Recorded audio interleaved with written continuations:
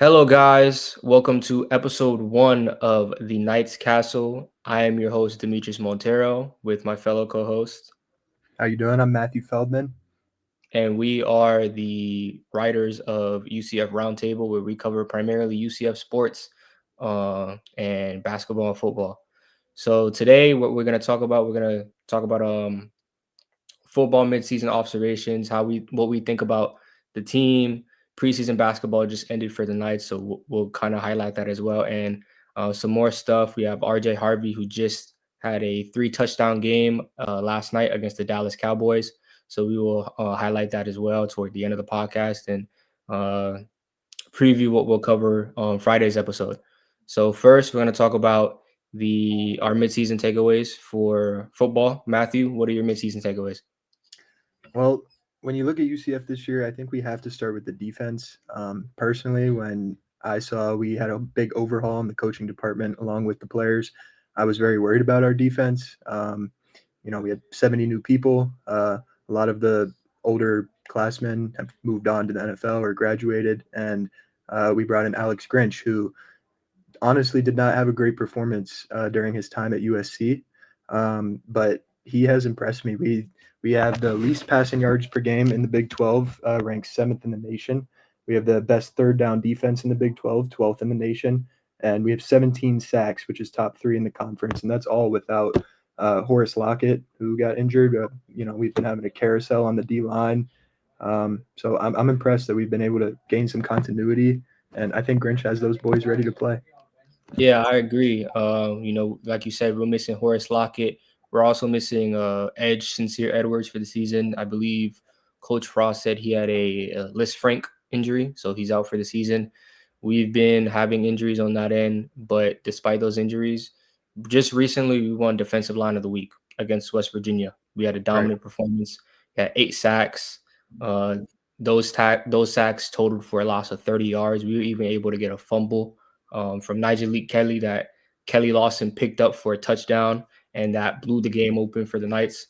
So on defense, yes, we've had injuries, but we've been able to, you know, tread water despite that. But my takeaways for the season, to be fair, would be our receiving core. We have 8 receivers, including some that are tight ends and a running back, that have over 100 yards for the season. Chris Dermacant, Dwayne Thomas Jr., Marcus Burke, Wade and Charles. Who else? DJ Black. And our tight ends, we have Kylan Fox, Dylan Wade, and a running back, Miles Montgomery. All those players have over 100 receiving yards, which is impressive. But another impressive thing is 6 of those 8 players have over 10 yards per catch.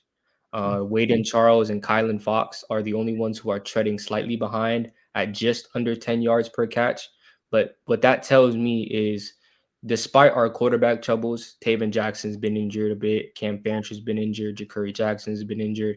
So we've been having quarterbacks in and out, in and out. But our receivers averaging more than 10 yards per catch, that tells me when you complete a pass to your receivers, you're moving the chains, you're moving downfield, and it's not a quick 5 yard, 6 yard gain. No, it's you're getting first down after first down after first down, and that's what you need to string together big long drives because you need to score. Yeah, you need to be able to keep up with your opponent's offense. We've gone through some like we faced Cincinnati, who at the time was the highest ranked offense, one of the highest ranked offenses in the nation. They were Right. putting up, I believe, at the time, 39.2 points per game. And we were able to hold them to 20. We scored 11 in that game. And we Um, outgained them. We had more mhm, yards. we did. There was this one play, Cam Fancher. This is a miracle, just answered by the gods. He threw it up to a receiver. I forgot who it was, and it bounced off a cornerback's helmet into our receiver's hands, and that was a 30-yard gain. So just being able to have those big plays like that, I know that one was it's more luck, but still being able to have big plays to move the chains and string together long drives to score is what you need when you have a great defense that's holding down the fort and preventing offenses like Cincinnati to have under their scoring average for the year. So that's my takeaway. And another one I have too is our running back, our duo running back, Miles Montgomery and Jaden Nixon. I wrote an article about this on Roundtable. We will probably link it down below. Um, I call Miles Montgomery the workhorse because he has 100 carries for about 500 yards, and he's the one. He's getting those 4 or 5 yard gains, moving the chains ever so slightly, so you make a first down easier to get. And sometimes he'll even break open a big run. He had a really great game against Kansas. He was nimble, making defenders miss and all of that. He also had 2 back-to-back 100 rushing yard games this year. I believe it was the Kansas series, Kansas Mhm. State and Kansas. And to highlight Jaden Nixon, I call him the speedster because he has 32 carries for 400 yards, which is 100 less than Miles, and he's just a big play demon. Like, He he'll is. go out there, he'll break off 60, 70 yard runs. He has 2 80 yard runs this season. So you have a really potent backfield with your running backs. You know, your quarterbacks can deliver it to the receivers who are averaging 10 plus yards per game. So it's really good to have your running back and your receivers be such a dangerous threat to the opposing defenses. You just have to bring it all together so your offense skyrockets. So that was my takeaway for the season, for I midseason. I 100% agree. I think that the big plays are great, but really the only thing that's holding us back is the execution. We get fourth and goal or first and goal against Kansas, and we can't punch it in from the 1 yard line. Like stuff like that. And we could easily be 5-2 if we held on to that Kansas lead. And 4-3 is nothing to be ashamed of, but we've been undefeated every game that Taven Jackson has finished, start to finish. When he plays, we seem to be okay. When he doesn't, it gets a little shaky. But I love what we're doing offensively. We're spreading the wealth. Everyone's touching the ball. The 1-2 punch in the backfield. You're right. Montgomery's the workhorse. We're gonna give it to him. First, second down, third down, and then next series you might see Nixon. He pops one for 65 yards, which not that Montgomery can't do that, but Nixon is kind of the big play back. So I think it's good having both. The tight ends, like you said, they all kind of do different things. I like Dylan Wade down the field. I think Fox is better blocking, over the middle, intermediate routes. So we definitely have depth. I think it's just going to be, staying healthy at the quarterback position. And then when we do get on the goal line, first and goal, or just making sure we don't have, penalties that push us back. Like I remember we had an 18 play drive against Cincinnati, and I'm checking the game cast. 18 plays. That's great. We moved 40 yards because of two 15-yard penalties, pushed us out of field goal range. So we just burnt 10 minutes. Defense gets to rest, they come back, they get a 3 and out, but we can't do anything with it. So I think if we can become a little more connected in those exchanges, I think we could be a real deal problem. Yeah, Scott Frost mentioned in his presser today that you want to work on consistency. You want to bring everything together so that you could have these really good games. We blew out West Virginia, but they're just like us. They have a lot of new players on the team, so you want to be consistent and replicate performances like West Virginia, but to a higher level. You want to execute at a higher level to beat some of these Big 12 teams because that was our first Big 12 win of the season. You want to be able to end the season on a high note with an over 500 record in the Big 12. So right now we're 4-3, as you mentioned, and we're going up against Baylor on Saturday, so November 1st. They're coming off a bye week, but those are our midseason observations for football. Now let's move into basketball. They're 0-2 in the preseason, coming off a 75-68 loss to LSU last night. Not last night, yesterday afternoon. What are your takeaways and thoughts on Knights basketball so far? Well, I think it's going to be a work in progress. Obviously, we have 13 new players. We have no returners. That means there's not a whole lot of returning leadership outside of Coach Dawkins. But I think that we did good in the portal. We went and got a lot of experienced guys. I know we got Devin Cambridge, 6th-year guy. We usually don't have people like that. Last year we were pretty young, inexperienced. We got 2 players from Milwaukee that are towards the end of their career. But I'm most excited about Riley Kugel coming home. He went to Dr. Phillips in high school, really picked up his recruitment towards the end of his high school career. He stayed in state, went to UF. I think he was all freshman SEC team there, and then transferred to Mississippi State. Now he's coming back home. I expect him to be a 15 plus point per game guy. The two exhibition games, he had 22 against Duke, and I know he had more against LSU. I think he had 17 in the first half. Yeah, So he he's did. definitely, yeah, he's our flamethrower. I'm excited about him. I think he's probably going to have a big support system being back home. I think that'll be big for his development as well. And then the other guy that I'm super excited about is Jordan Burks. I talked about getting experience. He played at Villanova. That's a highly regarded program, even though Jay Wright's not there anymore. And he played there for 3 years. He against Duke, he shot 9 of 12, 3 of 5 from the three, 22 points. He seems like he's really good at getting to his spots. He shot a lot of mid ranges, which we don't usually have guys that can shot create and get to that mid range spot. We're more of three to the bucket free throws. So having those two guys who can get to their spot on the floor, pull up, or make the best play, I'm excited about those two. Mm-hmm. Yeah. For me, it's just like with football we mentioned earlier. It's going to be consistency. In those first two preseason games against Duke and LSU, we were a really good first half team. We ended the Duke game in the first half down one. It was 39-40 in the first half, and then Duke blew it open in the second half, and a game ends in a, I believe, 25-point blowout. Right. So you got to be able to put together two complete halves to win a game. That's what you have to do. You have to be very consistent. You have to knock down your shots. You string together good defensive possessions. And against LSU, the Knights were red hot from three in the first half. They were 8 of 15. Kugel hit Kugel hit three. George Beal Jr., another transfer, he hit three. Kugel even assisted off one of them. So in the first half, to be red hot from three, law of averages is going to hit, and you're not going to hit 8 threes in the second half, most likely. So you got to find a way to still be consistent and keep the game in check. But that wasn't the case, as LSU was able to hold Kugel to 4 points in the second half. I believe he finished the game with 21. Mhm. So Kugel, being a really good scorer, he can get to the rim. He can shoot the ball a little bit. He's nimble. He's quick. He got a little good dribble package to, put pressure on the defense. And Jordan Burks, like you said, he can get to his spots. He's a shooter. That's the way I identify those two when I was watching film on them. Was Jordan Burks is the shooter, and with shooters, it kind of becomes feast or famine, because Mhm. against Duke, he was shooting really well. Like, he couldn't miss, Right. couldn't.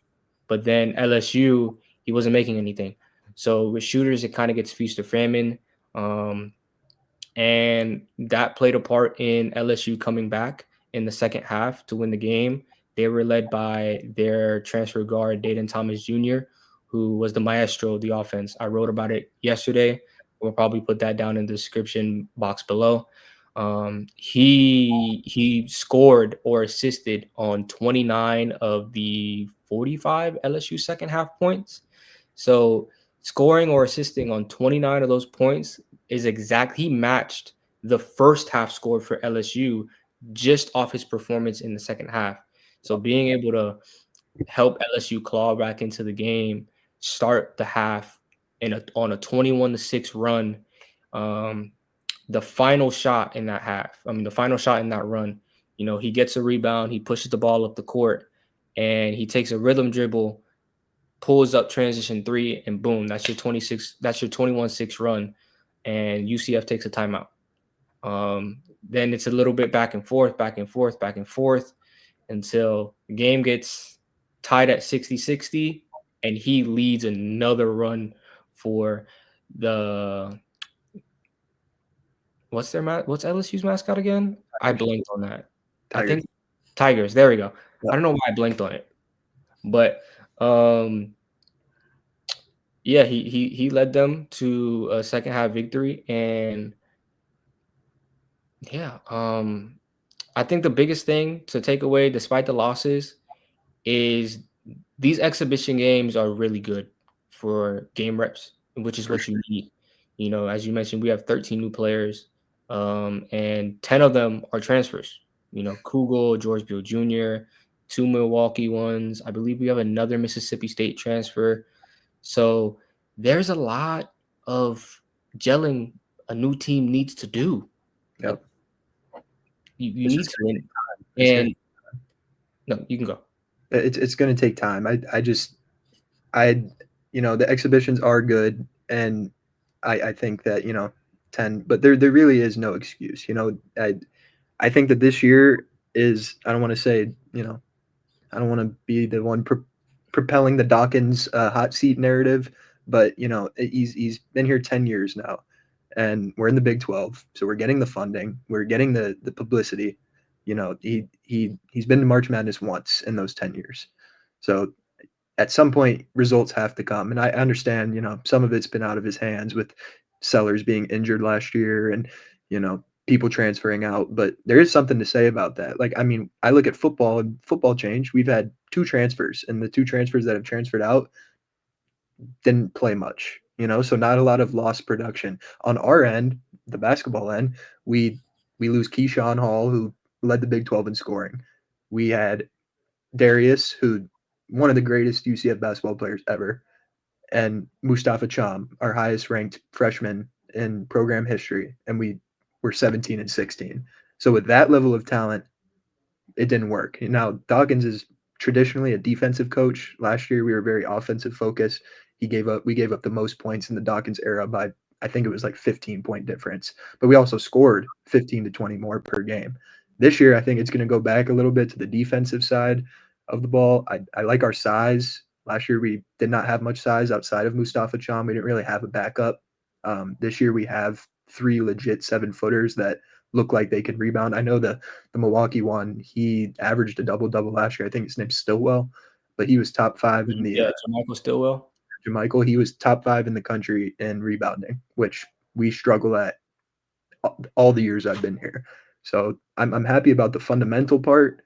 I just think that the talent is going to take some time to gel. Google and Burks and all those guards that can really shoot it. But is this a good three? Like yesterday, the LSU game, I watched the end, and the shot selection was just poor. Like it seemed like we just wanted to come down, jack a three, try to get the rebound, kick it out, jack a three. Like when you're down 6 with a minute to play, you can attack the rim. You can get two, you can get fouled. Fouling stops the clock.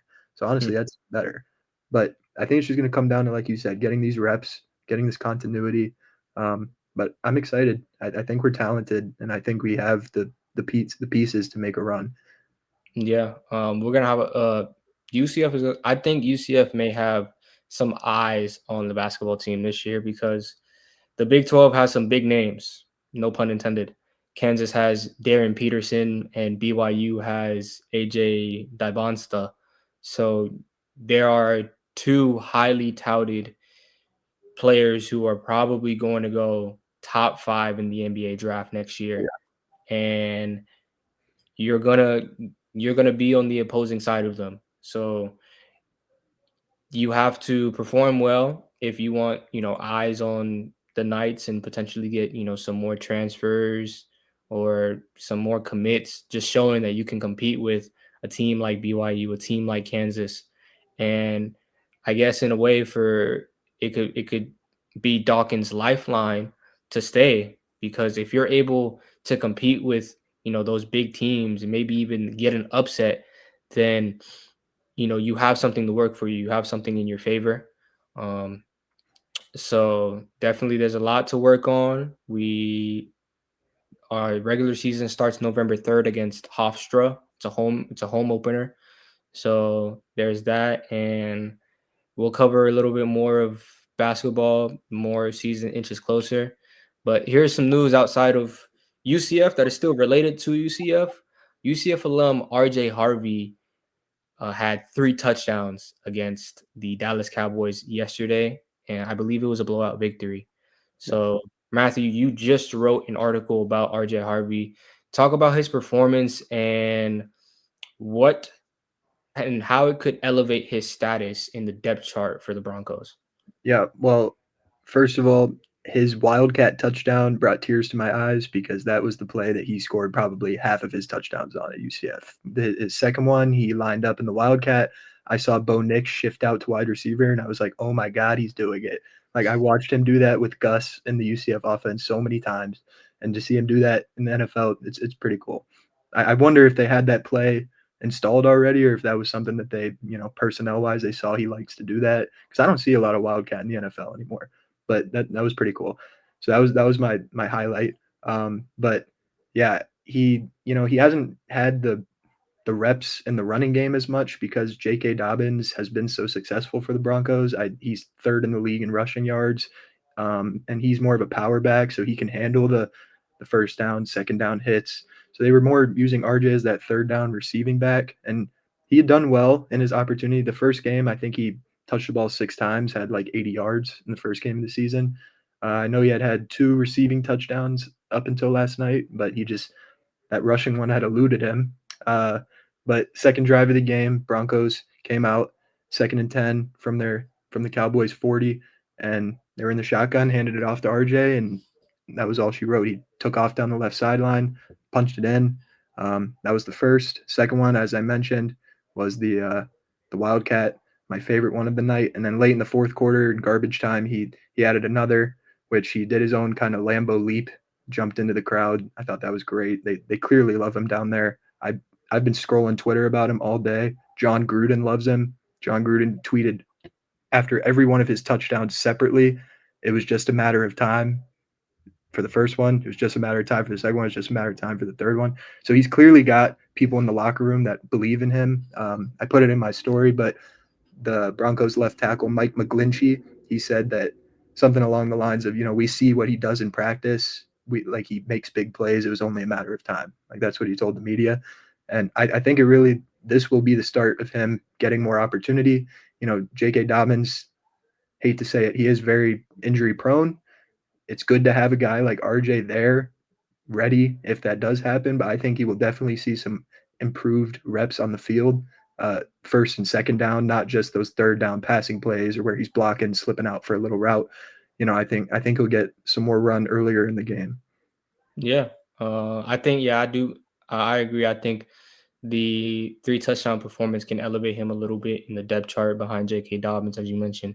He's a little bit injury prone. So to have a really good backup running back, just to be a serviceable starting running back, just in case an injury happens, you never know. You always want that depth. And to have that is amazing, especially when we look at RJ Harvey. He was the 60th pick in the NFL draft. Your first couple rounds, your draftees are guys who can impact the game almost right away, right? These are guys who can get more than, I don't know the average NFL snaps per game, but probably, a good a fourth, half of those snaps a game, just because they're really talented and they could be able to, contribute immediately. So it's good to see that RJ is putting on for UCF, and he's showing the NFL that UCF has some really good running backs.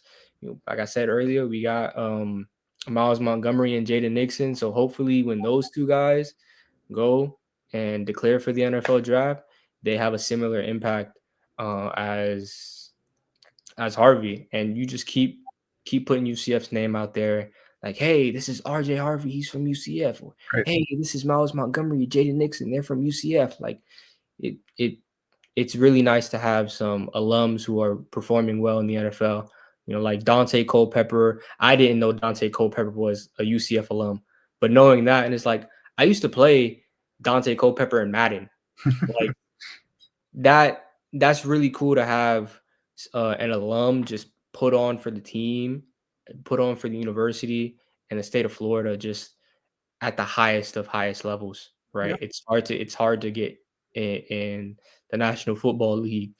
I know there's 7, 8 rounds, but even then, it's still hard. So to put in the work at UCF, not the best school when it comes to athletics, but still pretty damn good, and be able to put on, like, That's amazing. That's what you Yeah, want. You want to be able to go back and say, "That's RJ Harvey. He's from UCF. I go to UCF." You know, it's kind of a little bit of UCF pride it seeing is. some of alums, perform well in the big leagues.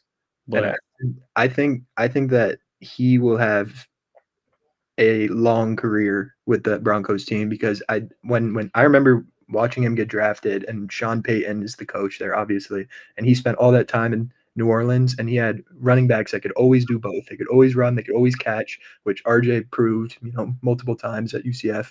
And in early in his career, he was primarily receiving up to this point. But Sean Payton had running backs like Alvin Kamara, Reggie Bush, Darren Sproles. Like these are all guys that did both. Great receiving backs, great rushing backs. They can do both. They can block. So I think that him being there and him having a coach that has seen his kind of archetype and helped that archetype develop into, Alvin Kamara, borderline Hall of Famer, Reggie Bush, Heisman, like having that experience at the coaching part, and he loves him. Sean Payton, every time Sean Payton opens his mouth about RJ, it's praise. And like he might joke, he does that thing at the beginning of the year with his depth charts where RJ was like our running back 6, and he just does that to throw teams off. But he said like RJ is going to be a big part in his rookie year, and I'm just glad to see it come to fruition. Like it's like you said, it's UCF pride. We don't have a lot of them in the league, but the one we do have is pretty damn good. yeah, it's good to see that, and that'll we're coming to an end of episode 1. It's honestly been a really good starting episode. I like what we've done, and like I said earlier, the Knights are playing Baylor this Saturday. They're traveling to Waco, Texas, so it's an away game. They're gonna face Sawyer Robertson, who, if I remember correctly, is leading the Big 12 in passing yards. So You can sling it. Alex Grinch is gonna have to game plan for Sawyer and see if he can continue the trend of we're allowing not a lot of passing yards. We're not allowing much. See if you could still stay, in the top 3 in the Big 12 and passing yards allowed.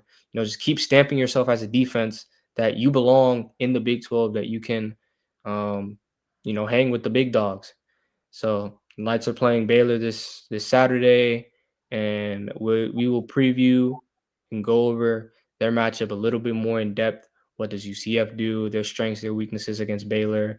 Baylor's strengths and weaknesses. Just give you guys a really good in-depth piece about the Baylor matchup and how UCF can fare, and can they continue their positive momentum? Can they win their second Big 12 game of the season?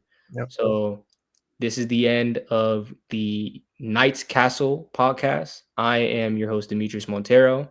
I'll go along with my co-host, Matthew Feldman, and we are writers of UCF Roundtable. We will link the website in the description. And if you guys want to keep up with me, I'm on X at Dem Montero. We'll also have that in the description. And, Matthew, do you have any social media to link down below? Yep, I'll make sure to throw it down there. But please, guys, if you want to see, the RJ article more in depth or anything that we talk about, we'll have more in depth articles on the website. So make sure to keep checking and be active on there too. Yeah, make sure you guys hit that like and subscribe button and the bell to get notifications when we release new podcast episodes Mondays and Fridays again. So hope you guys have a great day, and we'll see you on Friday. See Peace. you.